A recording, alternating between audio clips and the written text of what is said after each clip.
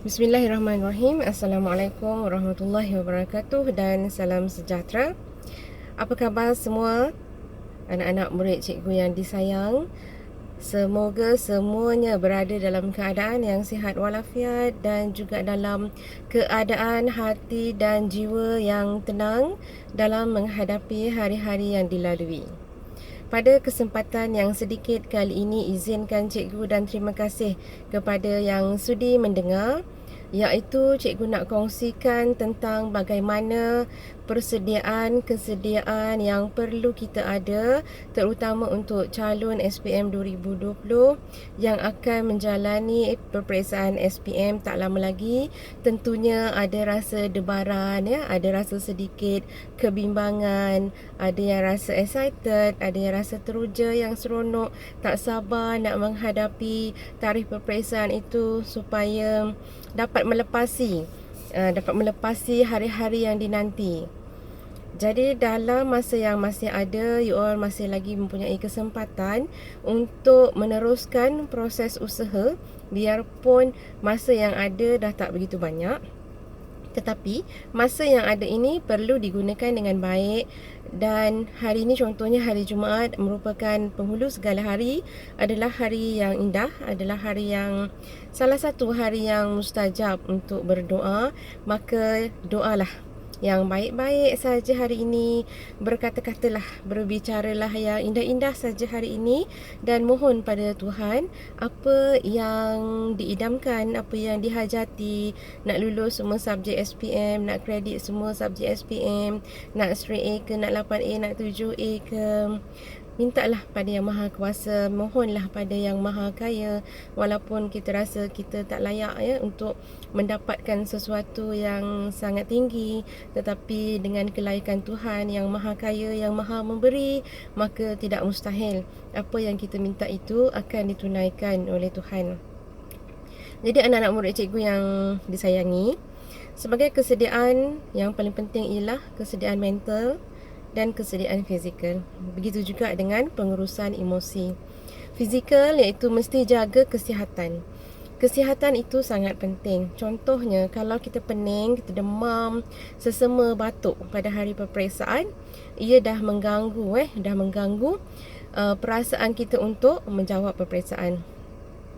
Jadi daripada hari ini dan seterusnya, jaga makan minum, jangan minum air batu banyak, jangan makan yang pedas-pedas, jaga kesihatan perut. Mohonlah pada Tuhan supaya you all dapat melalui hari-hari peperiksaan SPM itu dengan kesihatan yang baik. Dan yang kedua ialah kesediaan mental. Minda kita ini sebenarnya dia sangat power.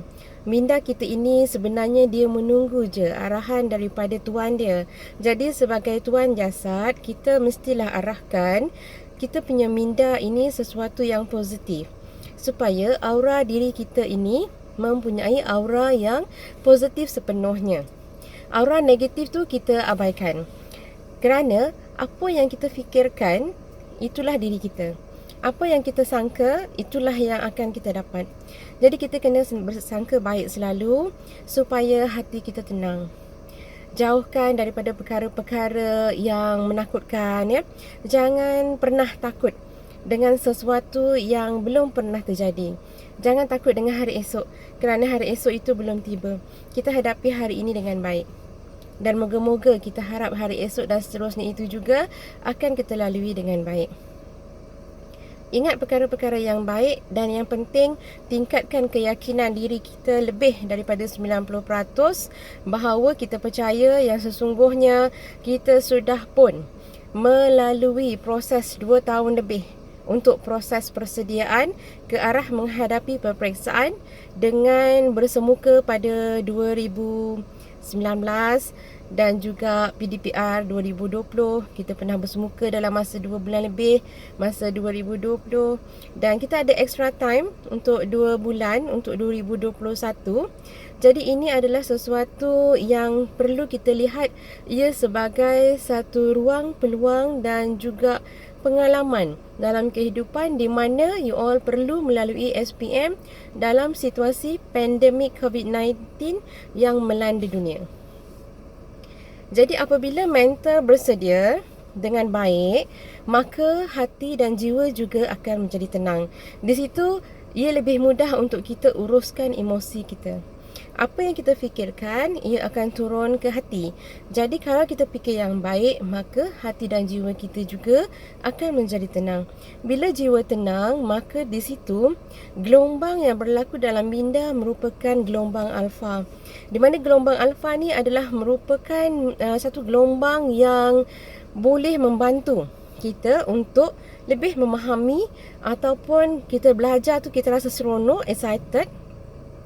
Dan apa-apa yang baik tu kalau nak berdoa ke, nak membaca ke, nak memahami, nak menghafal, seseorang pelajar atau seseorang itu dia perlu ataupun dia perlu berusaha mencari situasi minda dia berada dalam gelombang alfa, bukan berada dalam gelombang beta ataupun delta. Contohlah, kalau nak berada dalam gelombang theta atau delta, di mana seseorang tu kita akan rasa tak ada mood, malas, macam mengantuk, macam nak tidur, tak ada semangat. Jadi, macam mana kita nak belajar? Tak best kan nak belajar. Tapi kalau kita rasa excited, kita rasa teruja. Teruja kita nak menghafal, teruja kita nak memahami, nak tahu ilmu yang kita baca tu supaya kita yakin apa yang kita baca tu kita doalah. Apa yang kita baca tu mudah-mudahan itulah soalan yang keluar dan kita boleh jawab dengan baik.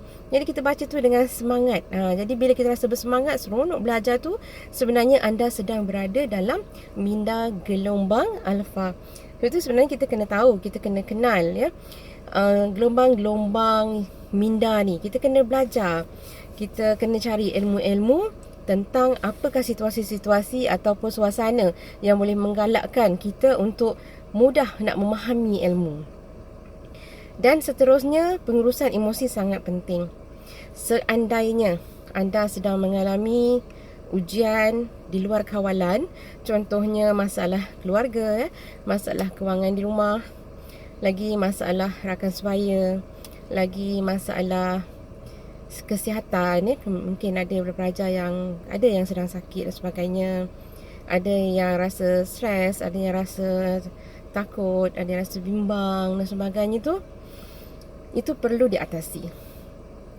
Kerana apa nak diatasi? Sebab emosi yang tenang itu adalah anugerah yang sangat indah untuk kita miliki. Dan untuk memiliki hati dan jiwa yang tenang itu sebenarnya kita sendiri yang kena berusaha. Kita sendiri yang kena mengenali diri kita, apakah suasana, peristiwa, apa-apa saja yang membolehkan kita rasa seronok dan apa yang membolehkan kita buat kita jadi tenang. Contohnya kita untuk orang Islam, untuk sembahyang cukup, mengaji Al-Quran, zikir, ingat Tuhan. Dan untuk semua orang lah, cikgu rasa bila kita mengenang ataupun mengingat Tuhan, sesungguhnya hati itu akan jadi lebih tenang. Jadi untuk masalah-masalah pengurusan emosi yang di luar kawalan, untuk sementara ini cuba ketepikan dulu dan cuba fokuskan untuk SPM 2020. Dan dalam masa yang sama bertabah, berdoa. Dan anggaplah itu satu ujian. Cikgu tahu ada ramai anak-anak murid cikgu ya, klien-klien cikgu yang sekarang ini menghadapi pelbagai isu-isu emosi, sedang melalui hari-hari yang sangat menguji perasaan ya di luar sana. Dan banyak-banyaklah berdoa, dan cikgu juga doakan untuk you all semua agar segala kesusahan itu akan dibalas dengan kemudahan.